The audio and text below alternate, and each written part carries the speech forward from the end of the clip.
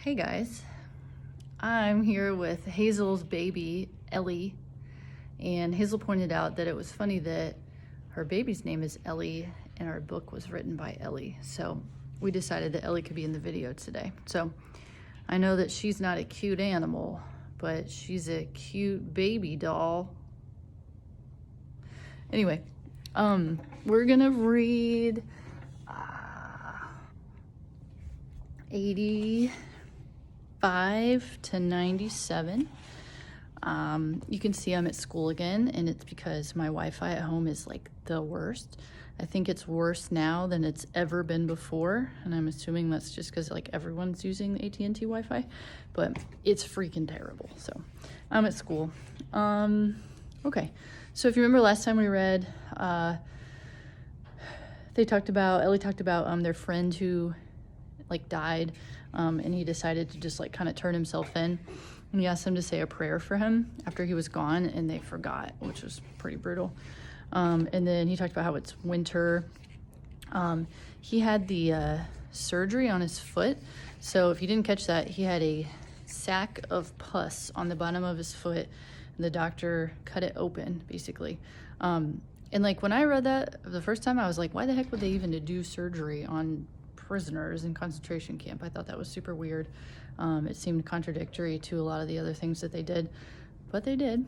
And then the camp's being evacuated, and they had that choice to make, and Ellie and his dad got to decide, and it was like their choice to decide what they wanted to do, because they could stay there and kind of risk like what might happen to the camp after it was evacuated, or they could leave with all the other prisoners.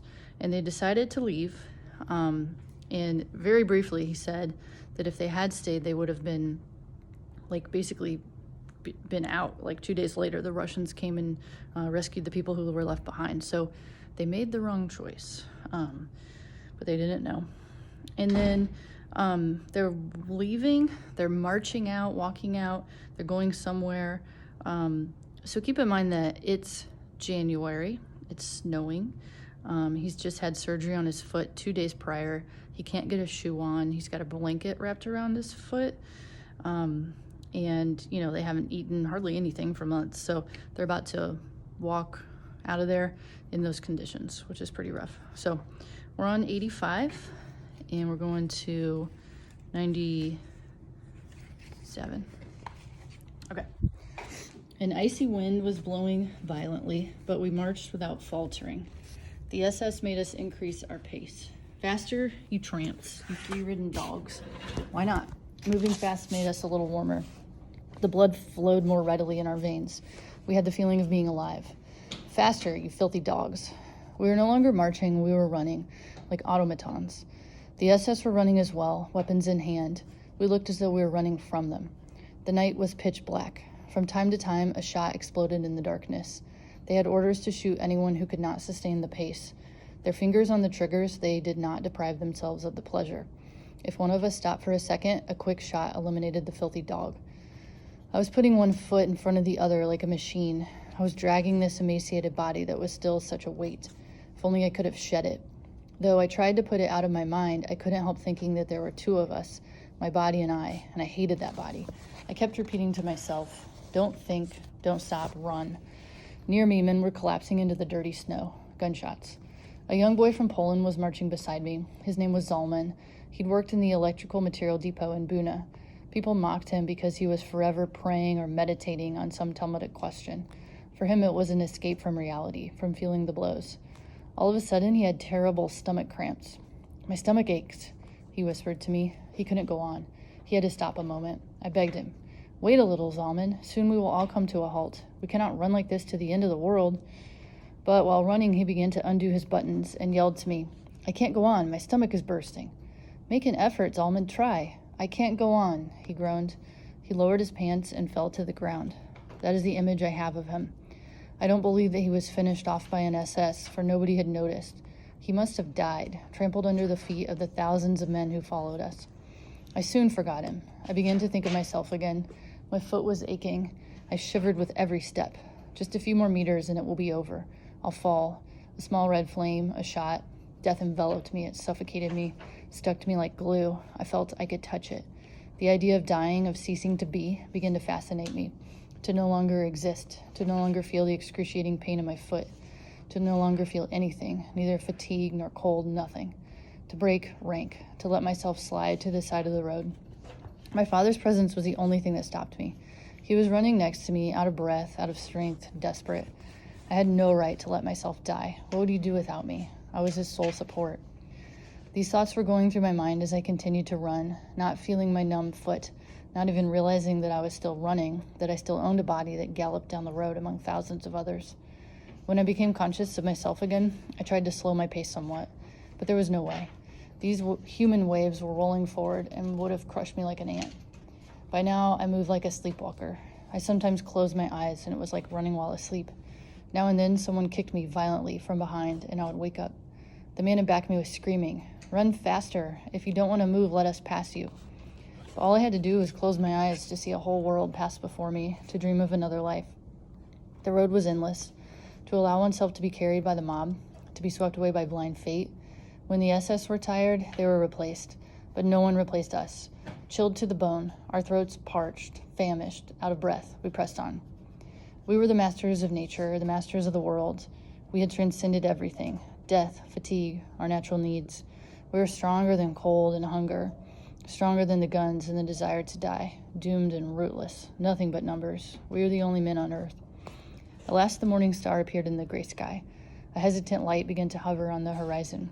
We were exhausted. We had lost all strength, all illusion. The commandant announced that we'd already covered 20 kilometers since we left. Long since, we had exceeded the limits of fatigue. Our legs moved mechanically, in spite of us, without us. We came to an abandoned village, not a living soul, not a single bark, houses with gaping windows. A few people slipped out of the ranks, hoping to hide in some abandoned building. One more hour of marching, and at last the order to halt. As one man, we let ourselves sink into the snow. My father shook me. "Not here, get up. A little farther down. There's a shed over there. Come." I had neither the desire nor the resolve to get up, yet I obeyed. It was not really a shed, but a brick factory whose roof had fallen in. Its window panes were shattered, its walls covered in soot. It was not easy to get inside. Hundreds of prisoners jostled one another at the door. We finally succeeded in entering. Inside, too, the snow was thick. I let myself slide to the ground. Only now did I feel the full extent of my weakness. The snow seemed to me like a very soft, very warm carpet. I fell asleep. I don't know how long I slept, a few minutes or 1 hour. When I woke up, a frigid hand was tapping my cheeks. I tried to open my eyes. It was my father. How he had aged since last night. His body was completely twisted, shriveled up into himself. His eyes were glazed over, his lips parched, decayed. Everything about him expressed total exhaustion. His voice was damp from tears and snow. "Don't let yourself be overcome by sleep, Eliezer. It's dangerous to fall asleep in snow. One falls asleep forever. Come, my son, come, get up." Get up? How could I? How was I to leave this warm blanket? I was hearing my father's words, but their meaning escaped me, as if he'd asked me to carry the entire shed on my arms. "Come, my son, come." I got up, with clenched teeth. Holding on to me with one arm, he led me outside. It was not easy. It was as difficult to go out as to come in. Beneath our feet there lay men, crushed, trampled, underfoot, dying. Nobody paid attention to them. We were outside. The icy wind whipped my face. I was constantly biting my lips so that they wouldn't freeze. All around me what appeared to be a dance of death. My head was reeling. I was walking through a cemetery. Among the stiffened corpses there were logs of wood. Not a sound of distress, not a plaintive cry, nothing but mass agony and silence. Nobody asked anyone for help. One died because one had to. No point in making trouble.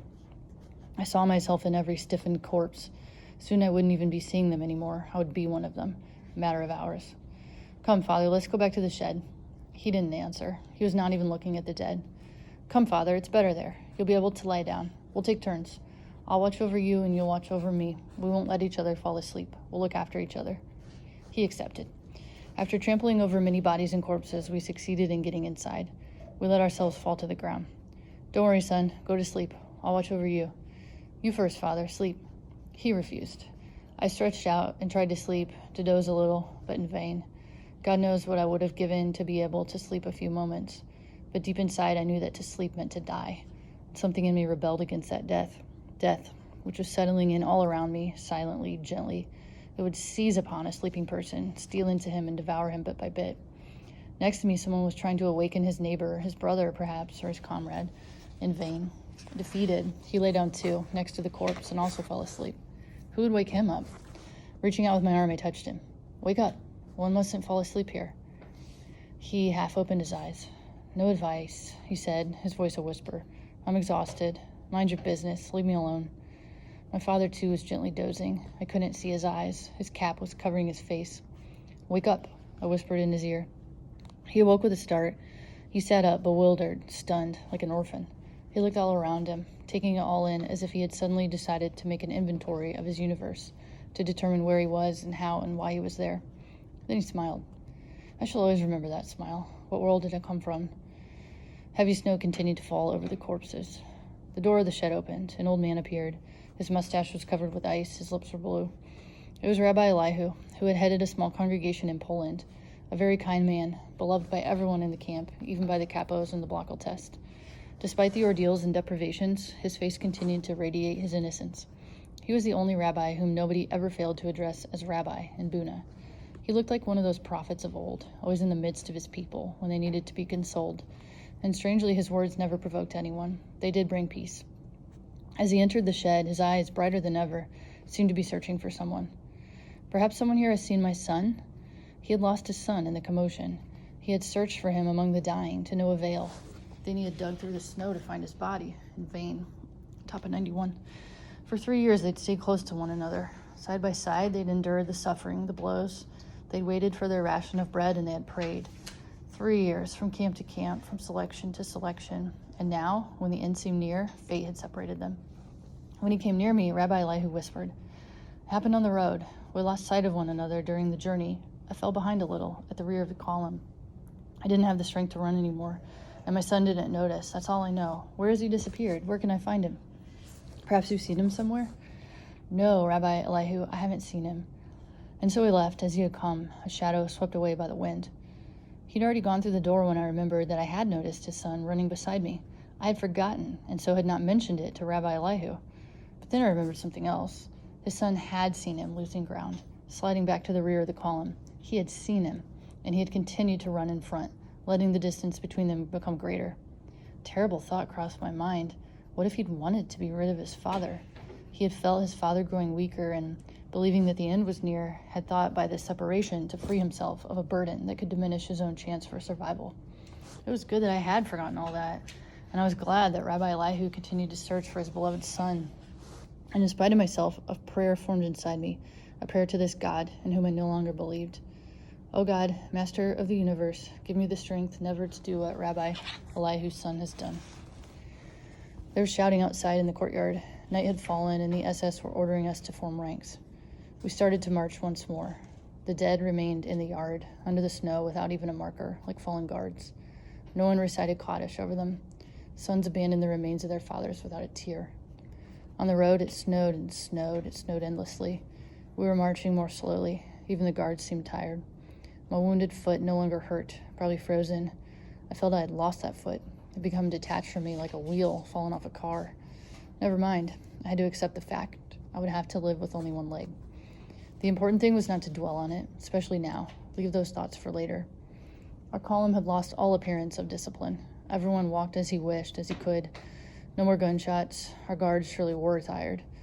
But death hardly needed their help. The cold was conscientiously doing its work. At every step, somebody fell down and ceased to suffer. From time to time, SS officers on motorcycles drove the length of the column to shake off the growing apathy. "Hold on, we're almost there. Courage, just a few more hours. We're arriving in Gliwice." These words of encouragement, even coming as they did from the mouths of our assassins, were of great help. Nobody wanted to give up now, just before the end, so close to our destination. Our eyes searched the horizon for the barbed wire of Gliwice. Our only wish was to arrive there quickly. By now it was night. It had stopped snowing. We marched a few more hours before we arrived. We saw the camp only when we stood right in front of its gate. Okay, a couple things here. So you've probably heard the phrase death march, and that's what this was. So, like, they were walking and running and marching, and a lot of people died. So if he stopped, he got shot. The kid next to him, who was had to go to the bathroom, basically, died because he had to go to the bathroom. He mentions that the commandant guy said that they'd gone 20 kilometers so far, and then they went further after that. So if you know kilometers to miles, you know, like a 5K, if you run a 5K, it's 3.1 miles. So 20 kilometers, like 12 miles or so. So thinking about that, right? No shoe, just had the surgery, snow, cold winter, they haven't eaten. And they just ran 12 miles, and then they go further even after that. So I'm guessing like 15, 18 miles total, maybe 20. Okay, so then they stop at Gleiwitz. The next part, when we start again on top of 93, it could be a little confusing. So if you picture it in your head, like if you've ever been in a really crowded place, like a building, or just like a concert or something, where there's like a whole bunch of people all mushed together, you almost like can't control where your body goes or like what you do. Like you get just like moved around and pushed around by other people. People might fall on the ground or something. So like that. So they just like shove a whole bunch of people into one place. There's not enough room for everyone, and they're just all mooshed together. So think of it like that for the next part on 93. The Capos quickly settled us into the barrack. There was shoving and jostling as if this were the ultimate haven, the gateway to life. People trod over numbed bodies, trampled wounded faces. There were no cries, only a few moans. My father and I were thrown to the ground by this rolling tide. From beneath me came a desperate cry. "You're crushing me. Have mercy." The voice was familiar. "You're crushing me. Mercy, have mercy." The same faint voice, the same cry I'd heard somewhere before. This voice had spoken to me one day. When? Years ago? No, it must have been in the camp. Mercy. Knowing that I was crushing him, preventing him from breathing, I wanted to get up and disengage myself to allow him to breathe, but I myself was crushed under the weight of other bodies. I had difficulty breathing. I dug my nails into unknown faces, was biting my way through, searching for air. No one cried out. Suddenly I remembered Juliek, the boy from Warsaw who played the violin in the Buna Orchestra. "Juliek, is that you?" "Eliezer. The 25 whiplashes? Yes, I remember." He fell silent. A long moment went by. "Juliek. Can you hear me, Juliek?" "Yes," he said feebly. "What do you want?" He was not dead. "Are you all right, Juliek?" I asked, less to know his answer than to hear him speak, to know he was alive. "All right, Eliezer. All right. Not too much air. Tired. My feet are swollen. It's good to rest, but my violin..." I thought he'd lost his mind. "His violin? Here? What about your violin?" He was gasping. "I am afraid they'll break my violin. I brought it with me." I could not answer him. Someone had lain down on top of me, smothering me. I couldn't breathe through my mouth or my nose. Sweat was running down my forehead and my back. This was it, the end of the road, a silent death, suffocation. No way to scream, to call for help. I tried to rid myself of my invisible assassin. My whole desire to live became concentrated in my nails. I scratched, I fought for a breath of air. I tore at decaying flesh that did not respond. I could not free myself of that mass weighing down my chest. Who knows, was I struggling with a dead man? I shall never know. All I can say is that I prevailed. I succeeded in digging a hole in that wall of dead and dying people, a small hole through which I could drink a little air. "Father, are you there?" I asked as soon as I was able to utter a word. I knew that he could not be far from me. "Yes," a voice replied from far away, as if from another world. "I'm trying to sleep." He was trying to sleep. Could one fall asleep here? Wasn't it dangerous to lower one's guard, even for a moment, when death could strike at any time? Those were my thoughts when I heard the sound of a violin in a dark barrack where the dead were piled on top of the living. Who was this madman who played the violin here, at the edge of his own grave? Or was it a hallucination? It had to be Juliek. He was playing a fragment of a Beethoven concerto. Never before had I heard such a beautiful sound in such silence. How had he succeeded in disengaging himself, to slip out from under my body without my feeling it? The darkness enveloped us. All I could hear was the violin, and it was as if Juliek's soul had become his bow. He was playing his life. His whole being was gliding over the strings. His unfulfilled hopes, his charred past, his extinguished future. He played that which he would never play again. I shall never forget Juliek. How could I forget this concert given before an audience of the dead and dying? Even today, when I hear that particular piece by Beethoven, my eyes close, and out of the darkness emerges the pale and melancholy face of my Polish comrade, bidding farewell to an audience of dying men. I don't know how long he played. I was overcome by sleep. When I awoke at daybreak, I saw Juliek facing me, hunched over, dead. Next to him lay his violin, trampled, an eerily poignant little corpse. We stayed in Gleiwitz for 3 days, days without food or water. We were forbidden to leave the barrack. The door was guarded by the SS.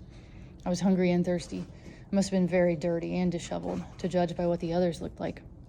The bread we'd brought from Buna had been devoured long since, and who knew when we would be given another ration. The front followed us. We could again hear the cannons very close by, but we no longer had the strength or the courage to think that the Germans would run out of time, that the Russians would reach us before we could be evacuated. We learned that we would be moved to the center of Germany. On the third day at dawn, we were driven out of the barrack. We threw blankets over our shoulders like prayer shawls. We were directed to a gate that divided the camp in two. A group of SS officers stood waiting. A word flew through our ranks: selection. The SS officers were doing the selection. The weak to the left, those who walked well to the right. My father was sent to the left. I ran after him. An SS officer shouted at my back, "Come back." I inched my way through the crowd. Several SS men rushed to find me, creating such confusion that a number of people were able to switch over to the right, among them my father and I. Still, there were gunshots and some dead. We were led out of the camp. After a half-hour march, we arrived in the very middle of a field crossed by railroad tracks. This was where we were to wait for the train's arrival. Snow was falling heavily. We were forbidden to sit down or to move. A thick layer of snow was accumulating on our blankets. We were given bread, the usual ration. We threw ourselves on it. Someone had the idea of quenching his thirst by eating snow. Soon we were all imitating him. As we were not permitted to bend down, we took out our spoons and ate the snow off our neighbors' backs. A mouthful of bread and a spoonful of snow. The SS men who were watching were greatly amused by the spectacle. The hours went by. Our eyes were tired from staring at the horizon, waiting for the liberating train to appear. It arrived only very late that evening, an infinitely long train composed of roofless cattle cars. The SS shoved us inside, 100 per car. We were so skinny. When everybody was on board, the convoy left. See ya.